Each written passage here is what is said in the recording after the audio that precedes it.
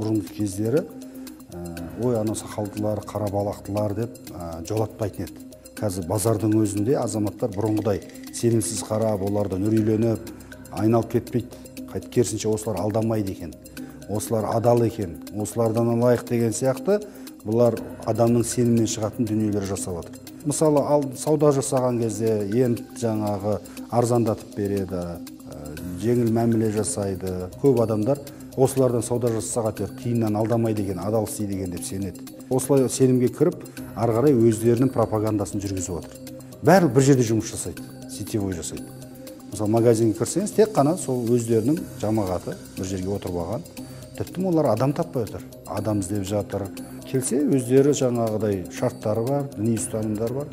Осы ұстанымды ұстайтын болсам, біз саған жұмыс береміз, жағдай береміз, бәрін істейміз дейді. Балдар келеді, істейді. Барлығы сол жерде отырады, топтасып. Сенім арқылы кіргеннен кейін көп жастарымыз, мысалы, түзеу мекемесіндегі азаматтармен сөйлесіп, қалай енді сен өзінің ұлттық менталитетін даттап кететіндей, не дүние туды сенде? Неге кетіп қалдың осындай деген кезде? Жағдайдан қиналдым. Бала шағамды баға алмадым. Мынау жігіттер маған үй берді, жай берді, жұмысқа тұрғызды, әйел тауып берді. Енді мен оларды қалай сатып кетемін деп тұр да. Оларға барып, енді бізге кел, салт дәстүріміз сал десең, анау жағын қимайды.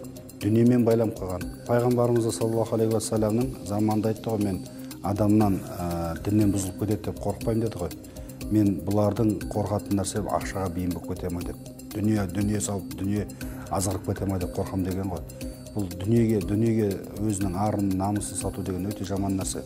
Қазір мешіттеріміз барынша жұмыс жасап отыр, барынша біз өзіміздің ұлттық құндылықтарымызды насихаттап отырмыз. Салт дәстүрімізде алынып жатыр, қамқорлықта, зекетте, қоғамдық жұмысқа белсенділікті еңбекке баулу арқылы жұмысқа тұрғызу мәселелерде көп имамдар ықпал жасалып жатыр.